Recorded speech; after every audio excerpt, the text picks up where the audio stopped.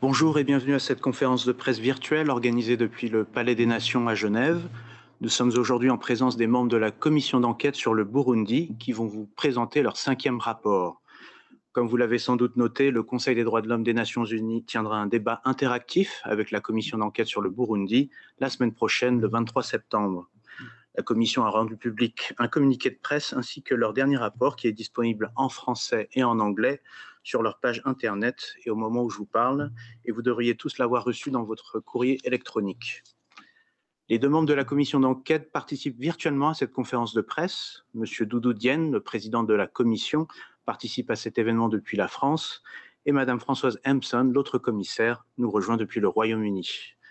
Voici le scénario pour cette conférence. Monsieur Diène prononcera des propos liminaires en français, après quoi Madame Empson répondra aux questions en anglais et en français, après quoi également Monsieur Diène reprendra la parole pour conclure cette conférence de presse. Good afternoon and welcome to this press conference at the Palais des Nations in Geneva. We're very pleased to have the two members of the Commission of Inquiry on Burundi who will present you their 5th report. This report is available publicly as I speak. You should have it all in your inbox, and it's also available on the webpage of the Commission.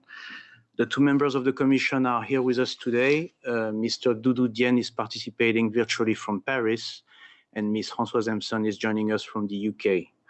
The scenario for this press conference is the following. Mr. Diène will give preliminary remarks in French, after what Ms. Françoise Empson will answer your questions in English and in French, and Mr. Diène will give wrapping remarks before we conclude this press conference. Monsieur Doudou Diène, je vous donne la parole. Merci. Merci beaucoup, M. Sim. Je voulais d'abord remercier tous ceux qui ont accepté de participer à cette conférence de presse et également souhaiter la bienvenue à tous ceux qui nous écoutent. Je crois qu'il n'est pas nécessaire d'insister sur la dimension historique de cette conférence de presse et évidemment du rapport et de l'examen par le Conseil des droits de l'homme de la situation des droits de l'homme au Burundi. Et donc, l'enjeu central de tout cet exercice, c'est la capacité de la communauté internationale de suivre, d'emplir son mandat, donc de pouvoir faire respecter et promouvoir les droits de l'homme dans tous les États membres. Et le Burundi, donc, fait partie des pays sur lesquels la communauté internationale a décidé d'établir une commission d'enquête. Alors, compte tenu du contexte historique de cet exercice, je voulais commencer par vous lire le texte préliminaire que nous avons préparé avec notre excellent secrétariat pour vous donner les éléments principaux du rapport qui est à votre disposition. Et ensuite, Madame, vous poserez vos questions et Madame Sampson vous répondra. Donc, je vais faire la lecture de ce texte préliminaire et ce texte a été rédigé de manière extrêmement précise pour qu'elle soit à la fois informative et qu'elle aide tous les acteurs concernés. La commission d'enquête marque sa 5e année d'existence. Elle a été établie en septembre 2016 pour enquêter sur les violations et atteintes aux droits de l'homme ainsi que sur les crimes internationaux commis au Burundi depuis avril 2015. Son 5e rapport, publié aujourd'hui, est basé sur plus de 1700 témoignages recueillis auprès des victimes, des témoins, d'auteurs présumés des violations des droits de l'homme et d'autres sources depuis le début de son travail d'enquête, dont plus de 170 réalisés au cours du présent terme de son mandat. Ce rapport informe sur l'évolution de la situation des droits de l'homme depuis l'arrivée au pouvoir du président Évariste Ndayishimiye le 18 juin 2020, et particulièrement les violations et atteintes qui ont été commises. Quelles sont les principales conclusions de la commission d'enquête? Malgré les promesses du président Ndayishimiye d'améliorer durablement la situation des droits de l'homme au Burundi, seuls des gestes symboliques qui sont importants et appréciés, et quelques mesures controversées ont été posées. Ces gestes et ces mesures ne sont pas en eux-mêmes suffisants. Ils ne visent pas à garantir le respect des libertés fondamentales, notamment les libertés d'expression, d'information et d'association. La façade de calme au Burundi masque en fait une situation qui reste très préoccupante en matière des droits de l'homme. Après une période d'accalmie, à la fin du processus électoral de 2020, des violations graves des droits de l'homme ont néanmoins continué à être commises et elles sont même accrues depuis juin 2021, principalement dans le cadre de la lutte contre les groupes armés présumés responsables des multiples attaques aveugles ou ciblées perpétrées depuis l'été 2020. Violations en lien avec les incidents de sécurité, c'est le premier point. Ces violations ont visé des personnes soupçonnées d'être impliquées dans les attaques armées ou de collaborer avec des groupes rebelles, principalement des militaires de l'ancienne armée burundaise ex-FAB, des membres de partis d'opposition, notamment le CNL, et certains de leurs proches. La commission a documenté des cas d'exécution, de disparition forcée, d'arrestation et de détention arbitraire, souvent accompagnés de torture, y compris sous la forme de violences sexuelles.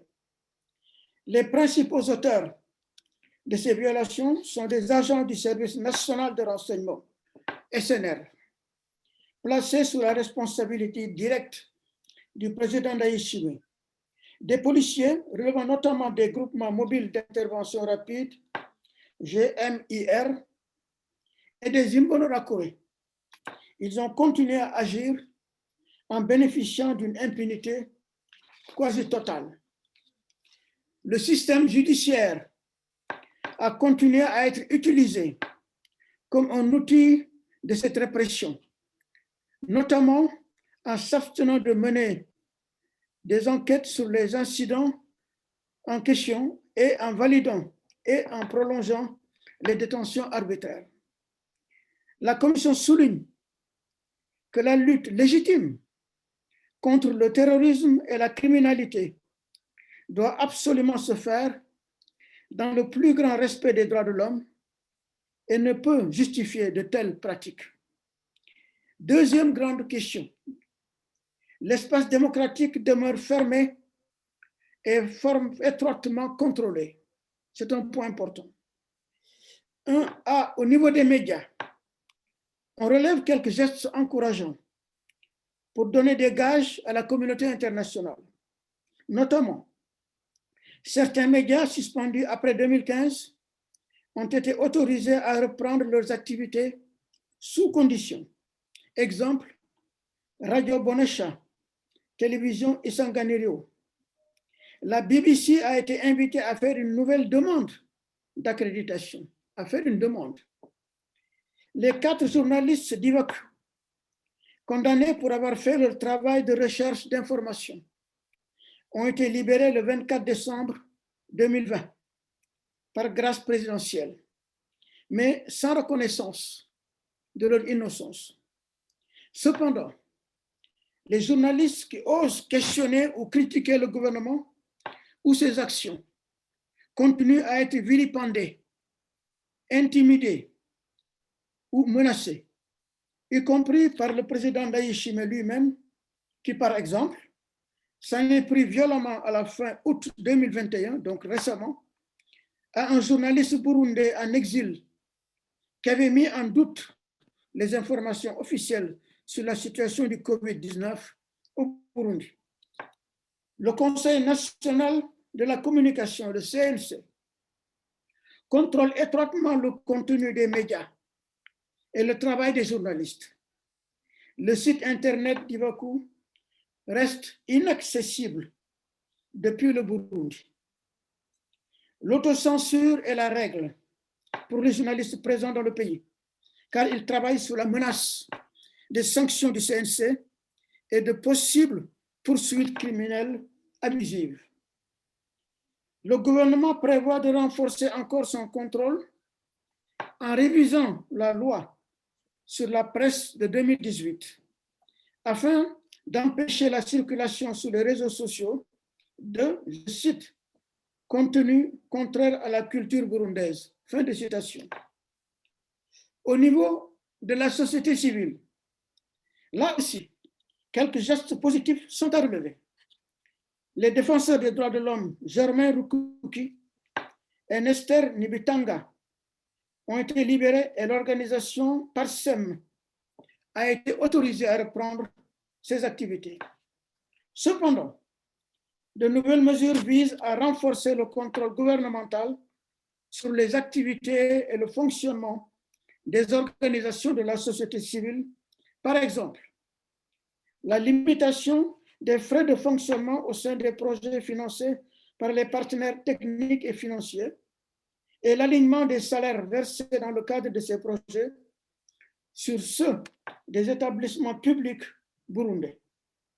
Ensuite, le gouvernement cherche à contrôler les réalisations des organisations non gouvernementales étrangères, la composition ethnique de leur personnel, les agréments des salariés expatriés et leurs salaires, et à imposer l'implication des comités de recrutement instaurés par le gouvernement dans les procédures d'embauche. En fait, les autorités burundaises considèrent que la société civile est uniquement là pour les assister, niant ainsi le principe même de la liberté d'association, qui inclut la liberté de décider des buts poursuivis et des moyens d'y parvenir. L'hostilité et la méfiance des autorités envers la société civile non alignée avec le gouvernement persistent. Notons par exemple qu'un avocat, Tony Germain Kina, a été arrêté le 13 octobre 2020 et détenu visiblement en lien avec ses activités passées au sein de l'Organisation des droits de l'homme, AFRODEF, qui a été suspendu en 2015. Il a été déclaré coupable, je cite, de collaboration avec les rebelles qui ont attaqué le Burundi, fin de citation, et condamné à 5 ans d'emprisonnement. De plus, 12 journalistes, avocats et représentants d'organisations de défense des droits de l'homme en exil depuis 2015 ont été condamnés in absentia à la prison à perpétuité pour leur implication alléguée dans la tentative de coup d'État du 13 mai 2015. Leurs biens ont été saisis et vendus aux enchères. Au niveau des partis politiques d'opposition, notamment le CNL et ses membres, les violations à leur encontre ont diminué immédiatement après les élections de 2020, même si les incidents ont continué à être enregistrés. Par exemple, interdiction de réunion, harcèlement et intimidation des adhérents du parti CNL et même des cas d'arrestation et de détention arbitraire et de disparition forcée. On note toutefois une recrudescence des violations depuis juin 2020 sous couvert de la lutte contre les groupes armés rebelles. Même s'il est difficile de déterminer au cas par cas s'il existe des preuves objectives d'implication des membres du CNL suspectés de collaboration avec les rebelles, souvent torturés et victimes de disparition, la Commission estime avoir des motifs raisonnables de croire que certains d'entre eux l'ont été sur la seule base de leur appartenance politique. Les discours de haine envers les opposants ont été globalement remplacés par des appels officiels à la tolérance politique, mais des propos les assimilant à des, je cite, ennemis du pays, fin de citation, ressurgissent régulièrement, y compris de la part du président Ndayishimiye. La violation politique semble globalement diminuer, mais ce n'est pas pour autant un signe d'une amélioration de la tolérance politique. En effet, des instructions auraient été données à des Imbonerakure après les élections pour qu'ils cessent leur violence envers les opposants, mais ils restent mobilisables à tout moment, comme cela a été le cas dans certaines provinces à la suite des incidents de sécurité. Aucune mesure structurelle n'a été prise pour garantir que les coupables des violations commises lors des élections soient sanctionnés ou empêcher que de telles pratiques ne recommencent. En ce qui concerne les rapatriés, depuis les élections de 2020, le climat d'hostilité et de suspicion envers les rapatriés a diminué dans une certaine mesure, notamment grâce à des instructions qui auraient été données en ce sens par les autorités burundaises. Cependant, dans certains endroits du pays, les rapatriés continuent de faire face à la méfiance des autorités locales et des Imbonerakure, et certains ont même été maltraités. Quelques rapatriés ont été accusés de collaborer avec des groupes armés, arrêtés et torturés. Plus généralement, de grandes difficultés persistent au niveau de leur réintégration socio-économique, car les conditions d'accueil demeurent précaires. En ce qui concerne la population burundaise, très importante, la majorité de la population burundaise vit dans une situation de grande pauvreté. Ses droits économiques et sociaux, notamment le droit à un niveau de vie suffisant, le droit à l'alimentation, le droit à la santé et le droit à l'éducation, ne sont pas suffisamment respectés ou satisfaits. Le lien entre cette situation et la mauvaise gouvernance qui prévaut dans le pays depuis des années est évident. Les Burundais sont encore contraints de verser des contributions afin de financer des infrastructures publiques, contribuer au développement ou soutenir le parti au pouvoir, sous peine de voir notamment refuser l'accès à des services ou à des lieux publics ou dénier l'octroi de documents administratifs.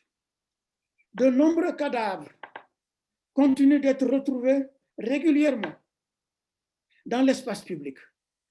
Les autorités locales les inhument immédiatement, sans identifier les personnes décédées, ni enquêter sur les causes des décès et les éventuels responsables. En ce qui concerne la question importante du système judiciaire, les autorités burundaises ont enfin reconnu certains dysfonctionnements du système judiciaire qui avaient été relevés par la Commission dans ses rapports précédents, notamment la prévalence de la corruption. Cependant, les mesures prises pour adresser ces défis sont pernicieuses sur le long terme, puisqu'elles remettent en cause le principe même de l'indépendance de la justice et visent à renforcer le contrôle de l'exécutif sur le judiciaire. Par exemple, le Conseil supérieur de la magistrature, présidé par le chef de l'État, sera chargé de contrôler la qualité des décisions judiciaires et leurs mesures d'exécution et pourra prendre des mesures, je cite, de redressement. Fin de citation. Les autorités ont multiplié les menaces de destitution de magistrats. En revanche, les questions d'interférence politique et d'instrumentalisation politique du judiciaire n'ont jusqu'à présent pas été adressées. Il n'y a aucune avancée significative dans la lutte contre l'impunité. Les autorités persistent, en effet, à nier les violations des droits de l'homme commises depuis 2015.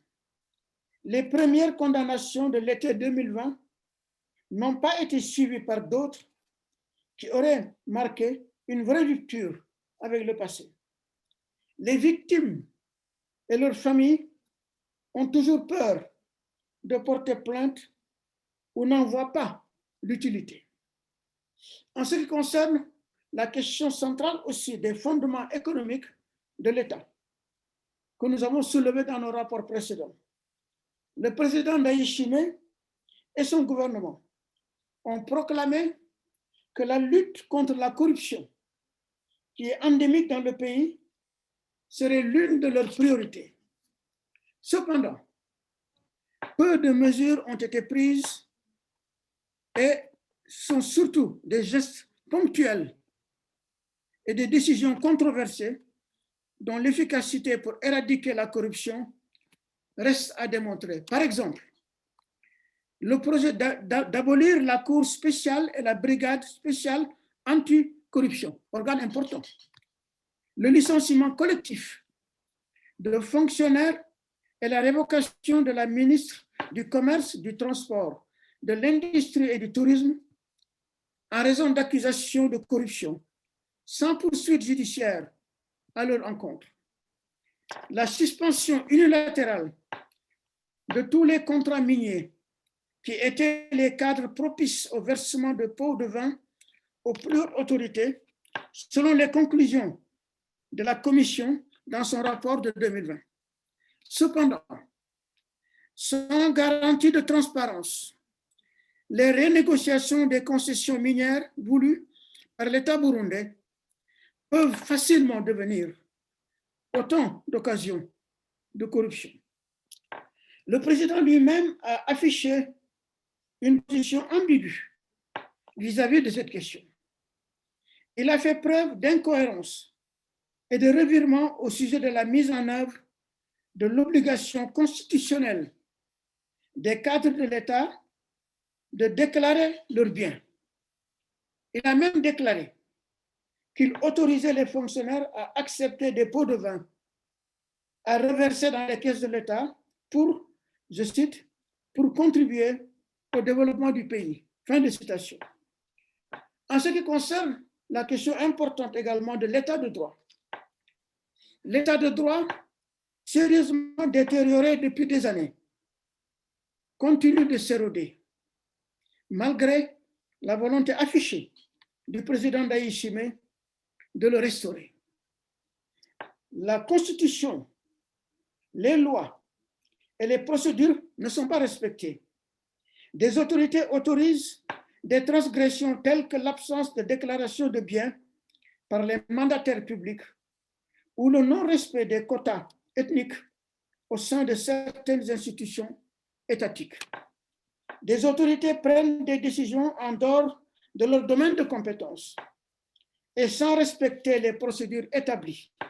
Par exemple, le limogeage collectif immédiat des comptables communaux et des percepteurs de Bujumbura Mairie par le ministre de l'Intérieur, du Développement communautaire et de la Sécurité publique.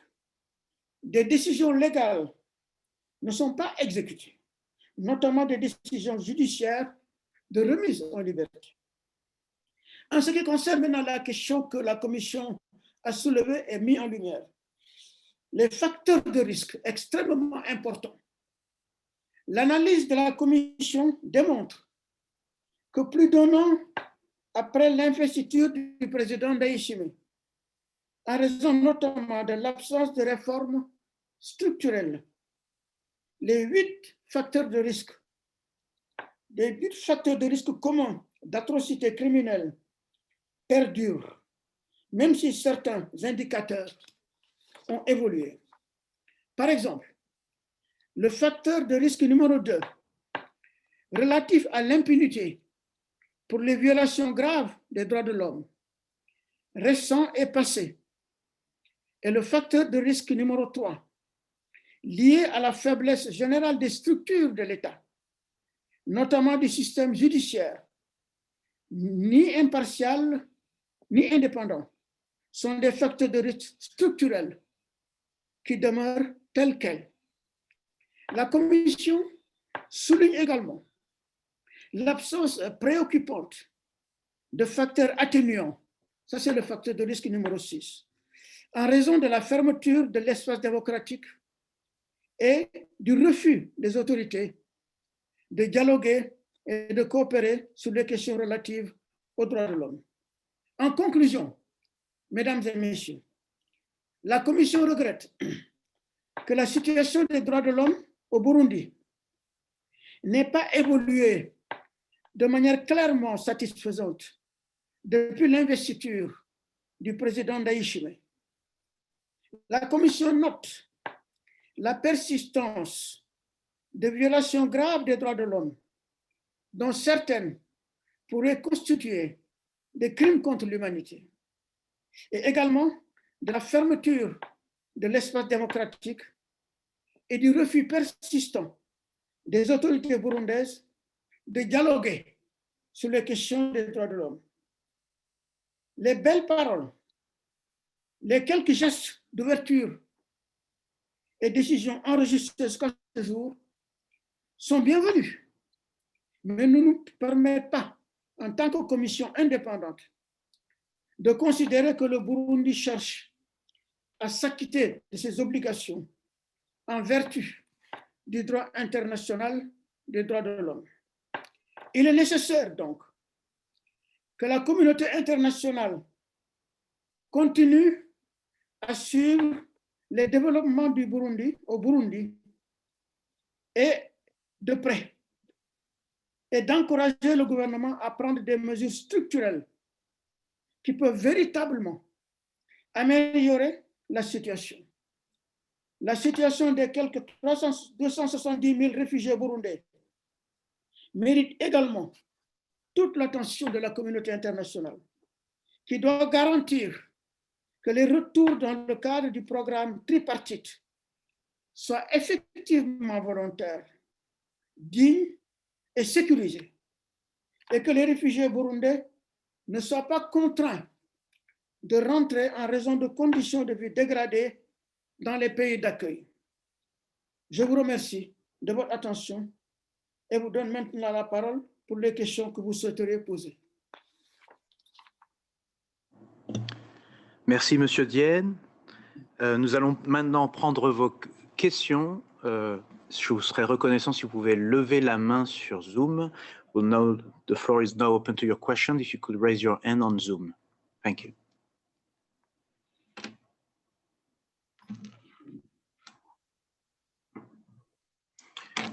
Laurent Sierraud de l'agence de presse suisse. Oui, merci pour la conférence de presse. Monsieur le Président, deux questions sur la responsabilité du chef de l'État. Vous avez mentionné des intimidations, des incitations à la haine, et puis le fait qu'il pilote les services de renseignement qui, eux, sont responsables d'un certain nombre de possibles crimes graves. Comment vous qualifiez juridiquement la responsabilité du chef de l'État, et est-ce qu'il figure, seconde question, est-ce qu'il figure parmi les noms que vous avez ajoutés dans la liste qui est à disposition de futures poursuites judiciaires contre les responsables? Merci. Je vais donner la parole d'abord à Madame Hampson et Monsieur Doudou Diène pourra compléter. Merci beaucoup. Ce n'est pas à nous de qualifier, du point de vue du droit pénal international, la responsabilité du chef d'État. C'est à un tribunal national ou international de qualifier sa possible responsabilité. Et nous ne pouvons pas donner de détails sur les noms sur notre liste parce que c'est confidentiel pour des raisons de justice. C'est justement pour nous assurer qu'il n'y a pas de problème avec des discussions avant qu'il y ait un procès juridique. Et pour cette raison, ce liste doit rester confidentiel. Merci. Monsieur Diène, vous voulez compléter?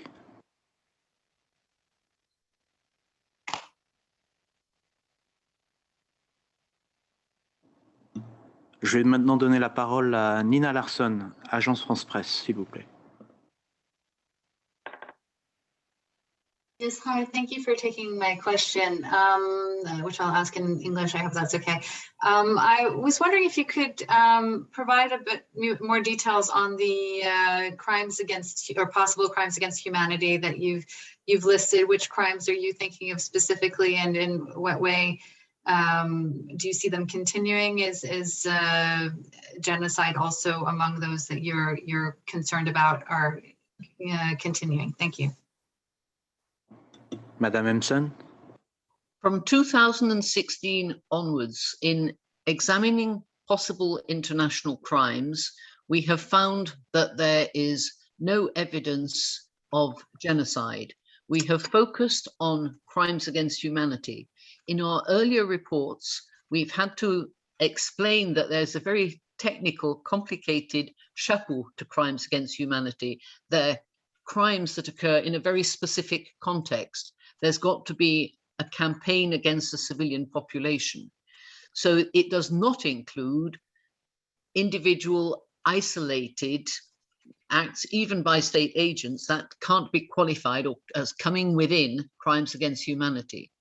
That being said, in our previous reports, we found that there was an organized campaign for the purposes of international criminal law against those elements of the civilian population that were seen as or thought to be hostile to the government in power. Some of the violations that this year's reports detail seem to be a continuation of that policy. Others have nothing to do with it. So we make it clear that we're not suggesting that all violations of human rights law come within the rubric of crimes against humanity, but some may do. Merci. Jérôme Casaboucaillé d'Itara Burundi, vous pouvez poser votre question. Merci de me passer la parole. J'aimerais demander à Monsieur le Président de la Commission d'enquête des Nations Unies sur le Burundi. Vous passez 5 ans en train d'enquêter sur les crimes qui se passent au Burundi. Est-ce que vous ne constatez pas que la Cour internationale, la Cour pénale internationale traîne des pieds et risque de permettre au bureau d'effacer les traces et de terroriser les témoins ou de faire des démarches de s'acquitter de ces crimes? Une autre question, si vous avez documenté sur la situation du Burundi et que vous constaterez que ça derrière avec la crise ethnique qui se passait depuis 1993, est-ce que vous n'aurez pas étendre les enquêtes pour que même les criminels soient punis, parce que le pouvoir actuel était un mouvement rebelle depuis 1993. Je vous remercie. Madame Empson. Il me semble que d'abord, je dois clarifier le rapport entre les droits de l'homme et le droit pénal international. Les droits de l'homme n'ont rien à voir avec la Cour internationale pénale et le droit pénal, parce que le droit pénal, c'est contre des individus. Mais les droits de l'homme, il s'agit de la responsabilité de l'État et uniquement la responsabilité de l'État. Les droits de l'homme font partie du droit civil et non pas du droit pénal. Vous avez parlé de la façon dans laquelle travaille la Cour internationale pénale. Ce n'est pas à nous de nous prononcer sur leur façon de travailler. Et également, ce ne serait pas à eux de se prononcer sur notre façon de travailler. Nous travaillons de façon différente parce que nous cherchons à établir des choses différentes. Et nous savons, surtout dans le domaine national, que souvent le droit pénal prend son temps parce qu'ils ont besoin d'un autre ordre de preuve. Alors, c'est peut-être pas étonnant qu'ils prennent leur temps, et de plus, ils ont une juridiction assez restreinte, parce que le Burundi a dératifié, si on pourrait ainsi dire, le statut de Rome, ce qui veut dire que la Cour pénale n'a la juridiction que jusqu'au mois d'octobre 2016 et pas après. Vous avez parlé aussi de risques pour les victimes et les témoins. Là, l'étendue des enquêtes, il n'y a rien que nous pouvons faire en tant que commission d'enquête sur les droits de l'homme. Nous faisons notre mieux en ayant contact avec des témoins et des victimes et d'autres gens à nous assurer que nous ne les mettons pas en danger. Mais en dehors de ça, ce n'est pas à nous d'essayer de punir des gens. Tout ce qu'on peut faire, c'est essayer de protéger les victimes. Merci. Pierre Claverny-Yonkuro for Voice of America.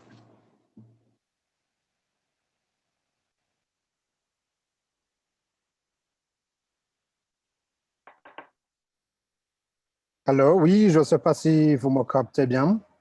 Oui, nous vous entendons bien. Vous pouvez poser votre question.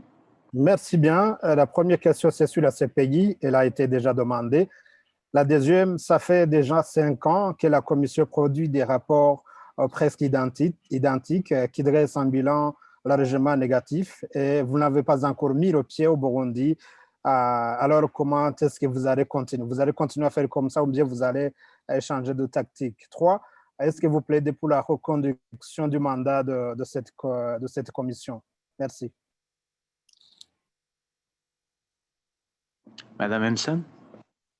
Pour prendre la dernière question en première, c'est aux pays membres du Conseil des droits de l'homme de décider s'ils vont renouveler notre mandat. Mais tout ce que nous pouvons dire, c'est que nous sommes convaincus, comme commission d'enquête, que c'est essentiel qu'il y ait quand même un mécanisme indépendant, que ce soit nous ou un autre mécanisme, nous ne nous prononçons pas là-dessus, mais c'est essentiel qu'il y ait un mécanisme indépendant extérieur au Burundi pour voir ce qui se passe là-bas. Et d'ailleurs, j'insisterai là-dessus parce que pour la communauté internationale, vu notre analyse des facteurs de risque, ils ont une très grande responsabilité à surveiller ce qui se passe. Parce que ça peut changer de jour en jour. Il y a cette contradiction entre les paroles du président et ce qu'il fait en réalité. Et si jamais ils veulent essayer de se réintroduire un peu dans ce qui se passe au Burundi, c'est essentiel qu'ils n'ignorent pas les facteurs de risque. Et la première question, c'était sur les 5 ans d'investigation sans mettre pied au Burundi. Une commission d'enquête des Nations Unies est officielle. Il n'est pas question d'entrer dans un pays sans la permission des autorités, parce que sinon la présence même serait illégale. Et pour cette raison, sans la coopération du Burundi, il ne nous est pas possible d'entrer dans le Burundi. Mais ça ne nous a pas empêchés de faire notre travail. Nous nous sommes déplacés, pas cette année, mais les années précédentes, dans les pays limitrophes et nous avons aussi eu des entretiens en dehors de l'Afrique avec des témoins et avec des moyens techniques du 21e siècle, il est possible d'avoir des entretiens avec des gens qui restent au Burundi. Il me semble que ce serait préférable, en tout cas, et ce serait intéressant pour nous de nous rendre au Burundi, mais ce n'est pas essentiel pour le travail. Nous avons contourné ce problème et il n'y a pas de possibilité d'entrer au Burundi sans la permission des autorités de Burundi. C'est autre chose pour certaines ONG, mais pour une organisation officielle telle que l'ONU, il n'est pas question d'entrer sans la permission de l'État. Merci. Nina Larsson for AFP. Yes, thank you very much. I just wanted to actually follow up on my question earlier. you say that some of the crimes against humanity may be continuing. I was hoping you could be a bit more precise. I see that you're talking about a situation worsening since June, this past June. Could you give some examples and say which crimes, possible crimes against humanity, you're particularly most concerned about? Thank you. Ms. Hampson? It doesn't depend on the crime. It depends on the context. You've got to show for a criminal act to constitute a crime against humanity, it's necessary for it to be part of a campaign against the civilian population or part of the civilian population. So where you have the case of, say, a killing, or where you have the case of an enforced disappearance that is effected against, say, a member of the opposition political party or a member of the former armed forces of Burundi, and where there is no evidence that it arises from their own activities, but it is the violation was the product of a perception of them as hostile, then that is part of what we previously identified as a campaign against the civilian population. So it's a continuation of that campaign. But a lot of the killings, disappearances, arbitrary detentions that are occurring can't be located within that campaign. So they're violations of human rights law, but we're not in a position to say that they're crimes against humanity. So it doesn't depend on the crime, it depends on the context, and in particular on the victim of the crime. Thank you. Révérien Bazikamwe pour Télé-Renaissance, vous avez la parole. Oui, merci. Ma première question, c'est que le gouvernement du Burundi nargue toujours le résultat du rapport de la commission d'enquête sur le Burundi, que ces rapports sont sans effet. Au contraire, je voudrais entendre la commission parler des effets comme solution apportée à la crise burundaise et durant les 5 ans que la commission sort toujours chaque fois des rapports. La deuxième question, c'est un rapport avec le risque de ne pas renouveler le mandat de la commission d'enquête sur le Burundi.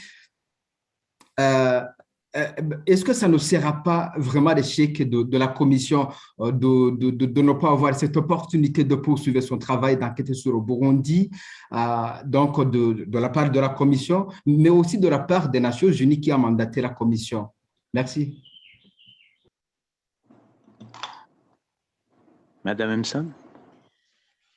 D'abord, sur la question de l'utilité d'une commission d'enquête, surtout après 5 ans. Il me semble que souvent, les gens qui font des commentaires là-dessus, ils ont une fausse idée de la fonction et du rôle d'une commission d'enquête. Ils pensent que c'est là pour effectuer un changement. Et ce n'est pas le rôle d'une commission d'enquête. C'est aux autres, avec les rapports d'une commission d'enquête, de voir quels changements ils peuvent établir. Le rôle principal de la commission d'enquête est d'enquêter sur les violations et les crimes. À travers ces enquêtes et son analyse objective de la situation des droits de l'homme au Burundi et des facteurs de risque, les rapports de la commission d'enquête sont des documents incontournables pour comprendre les origines et raisons profondes de la crise de 2015, son évolution et la réalité de la situation actuelle dans le pays et les perspectives futures. Au fil de ces rapports, la commission d'enquête a, en effet, documenté les violations et leur évolution en fonction des circonstances, notamment l'évolution du profil des principales victimes, des auteurs, de leur mode opératoire. Ce qui restera des documents de référence pour l'histoire et la justice. Le travail de la commission, à travers ses archives notamment, peut effectivement fournir des pistes ou aider à l'ouverture ou à la poursuite d'enquêtes et de procédures judiciaires dans un futur plus ou moins proche. La commission a également pu donner une voix aux victimes qui seraient autrement restées réduites au silence. Cette dimension reste importante et a été largement reconnue dans tous les mécanismes d'aide aux victimes, y compris sur le plan psychologique. Finalement, la commission d'enquête a adressé un éventail de recommandations détaillées pour contribuer à l'amélioration de la situation, à mettre en œuvre sur le court, moyen et long terme, qui sont spécifiques à chaque acteur concerné par la situation au Burundi, c'est-à-dire le gouvernement, la communauté internationale, les partenaires techniques et financiers, les agences des Nations Unies. Enfin, la Commission a développé une approche innovante en matière de prévention et d'alerte précoce qui a été utile dans le cadre du processus électoral de 2020 et qui sert d'exemple quant au rôle significatif qui peuvent jouer les mécanismes d'enquête internationaux à cet égard. C'est-à-dire que, bon, la situation, il n'y a pas eu de révolution au Burundi, mais ce n'est pas le rôle de la commission d'enquête de créer une telle révolution. En ce qui concerne le mécanisme de suivi, comme j'ai dit tout à l'heure, il me semble que c'est essentiel qu'il y ait un mécanisme de suivi pour voir ce qui se passe et l'évolution de la situation au Burundi. Mais la forme que prendra ce mécanisme, ce n'est pas à nous de nous prononcer là-dessus. C'est aux pays membres du Conseil des droits de l'homme. Mais l'existence d'un tel mécanisme est essentielle. Merci. Merci Madame Emson. Je donne maintenant la parole à la Radio Publique Africaine, Janvier.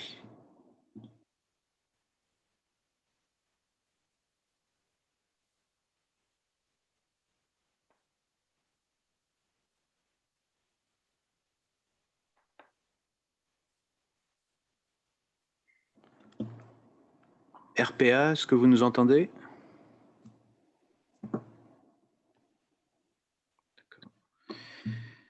Monsieur Bertrand Ngadou Kourio de Radio Inzamba, vous aviez la main levée auparavant. Est-ce que vous voulez poser votre question?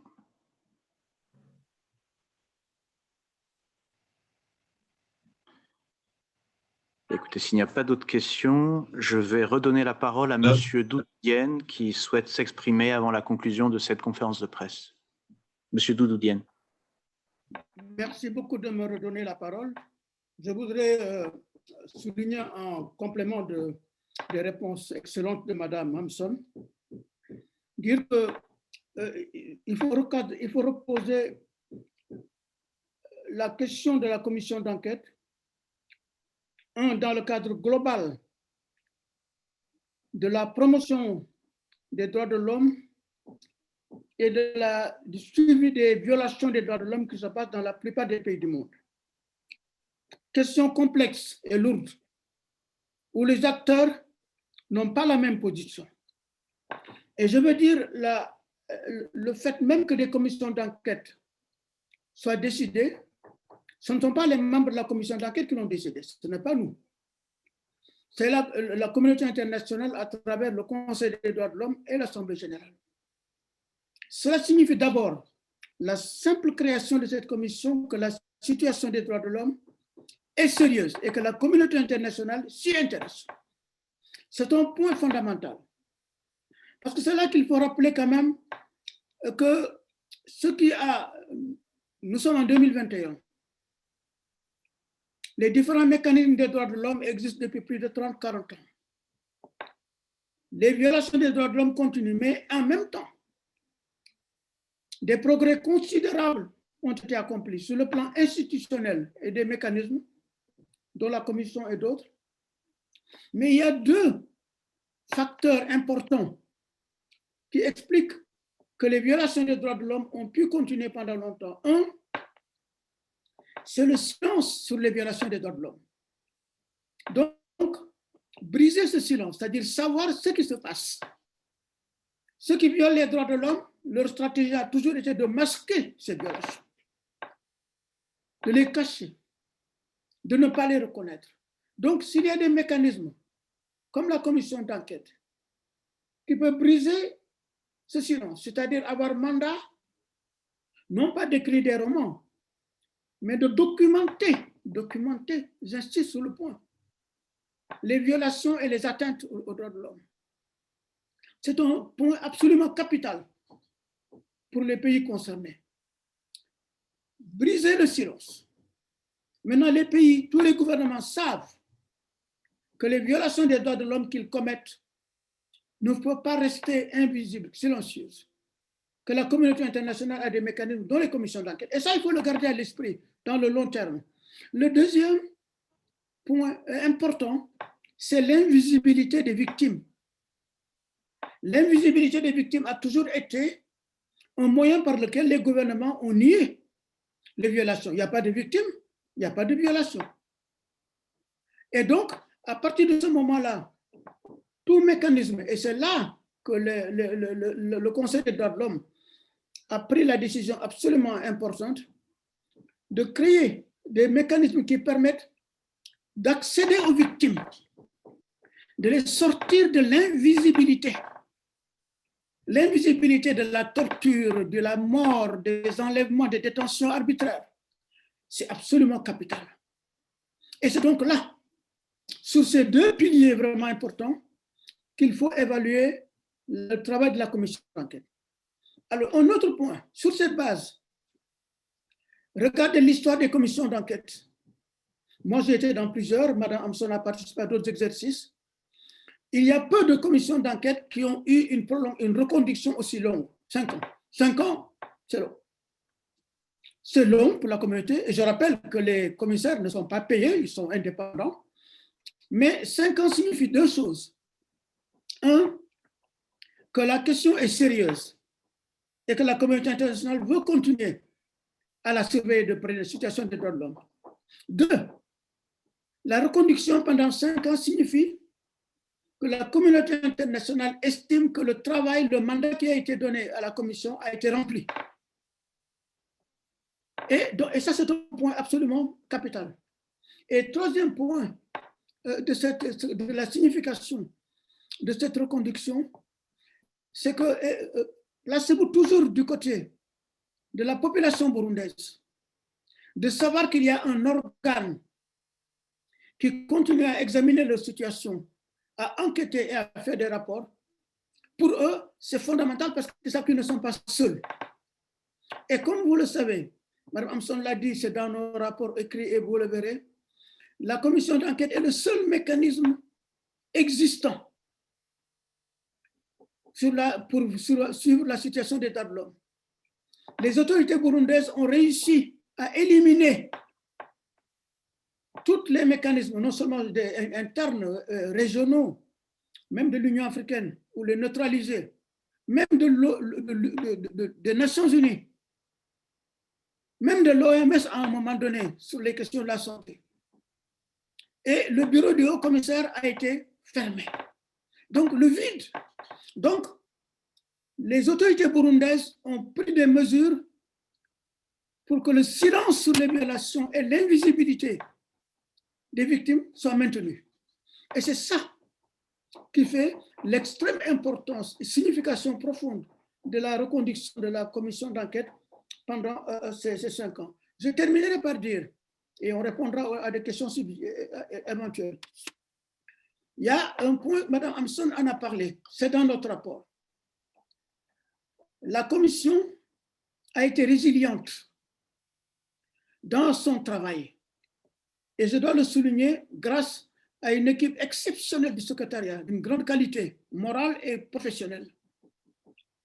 Et la commission d'enquête a maintenu ce travail pendant ces secteurs, mais en s'inscrivant dans le travail des autres commissions d'enquête. Il y en a beaucoup, la Syrie, Cambodge, etc. Mais notre commission d'enquête a souligné un point fondamental dans la défense des droits de l'homme.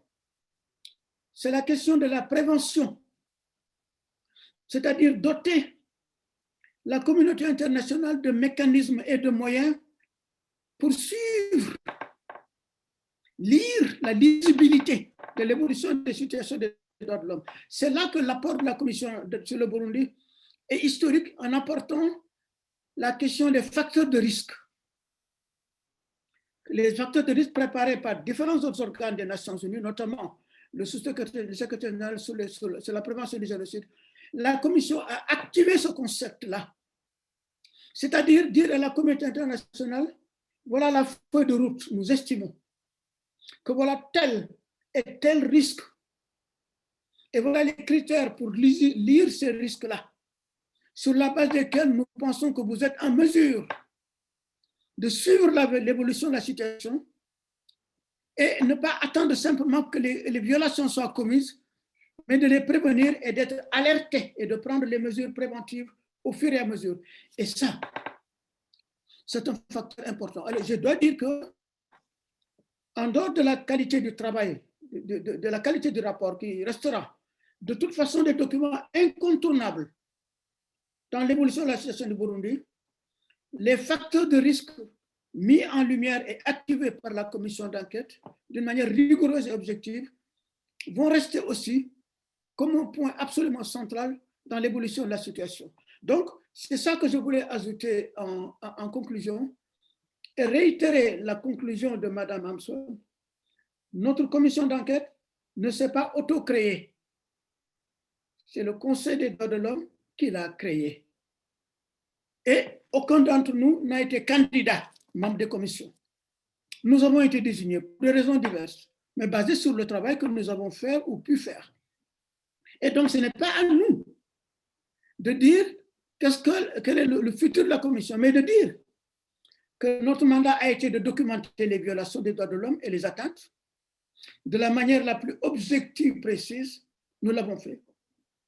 Identifier les victimes et formuler, analyser ça en fonction du droit international et faire des recommandations.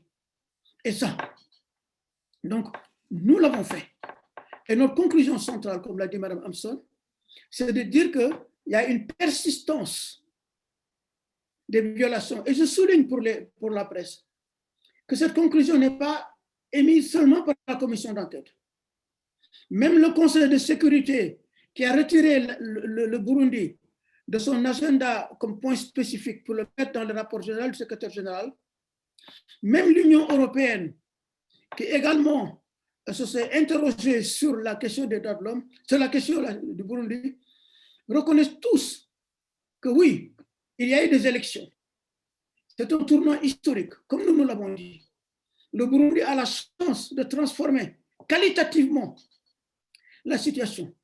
Mais tous reconnaissent la persistance des droits de l'homme. Donc voilà la base sur laquelle nous sommes basés pour dire, voilà, nous avons documenté cette persistance. Il appartient maintenant à la communauté internationale de prendre ses responsabilités pour le futur. Voilà, je vous remercie. Merci, M. Diène. Y a-t-il d'autres questions? Oui, RPA, s'il vous plaît, vous pouvez poser des questions.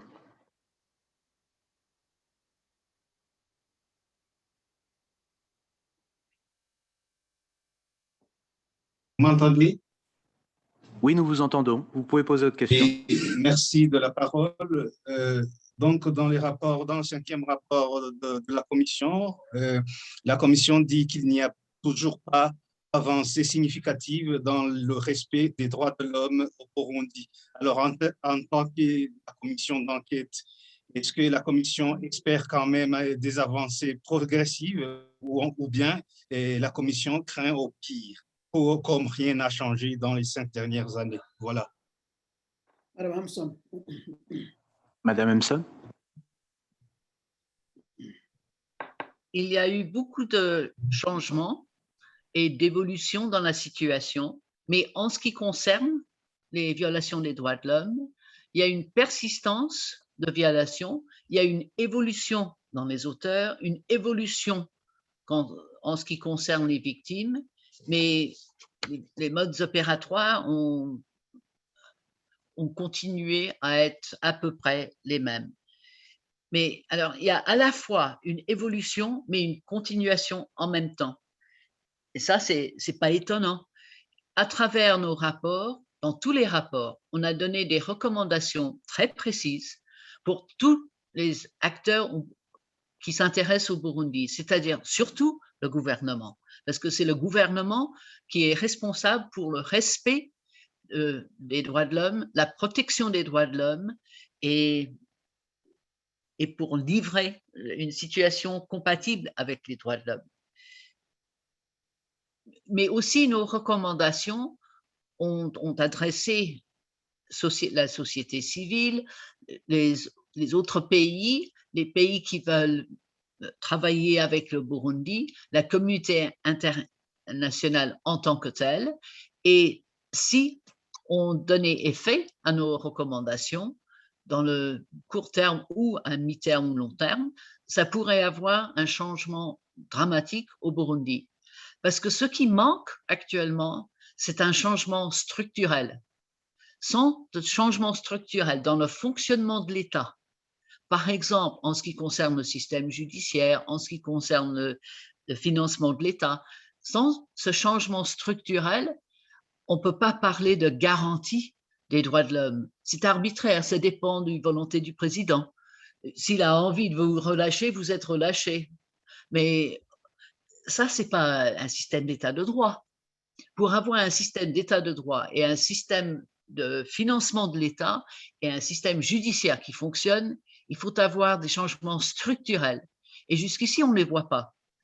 Nos rapports pourraient aider aux partenaires du Burundi et à la communauté internationale d'identifier là où ils peuvent peut-être aider le Burundi à évoluer dans la bonne direction.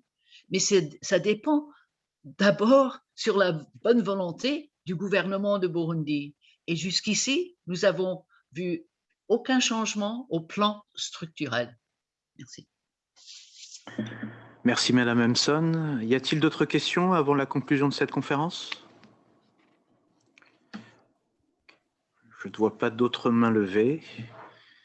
Alors, merci à toutes et à tous d'avoir participé à cette conférence de presse et tout particulièrement à nos deux commissaires, M. Doudou Diène et Mme Françoise Emson, pour leur disponibilité aujourd'hui et pour le travail mené ces dernières années au sein de la Commission. Comme je l'ai indiqué plus tôt, le dernier rapport de la Commission d'enquête sur le Burundi est désormais public et il est disponible sur la page Internet de la Commission. Et les deux commissaires présenteront ce rapport lors d'un débat interactif au Conseil des droits de l'homme le 23 septembre. As I said earlier, the last report of the Commission is now public and available on the Commission's webpage, and the two commissioners will present this report in an interactive debate at the Human Rights Council on the 23rd of September. Thank you for attending this press conference. Merci beaucoup pour votre participation et à bientôt.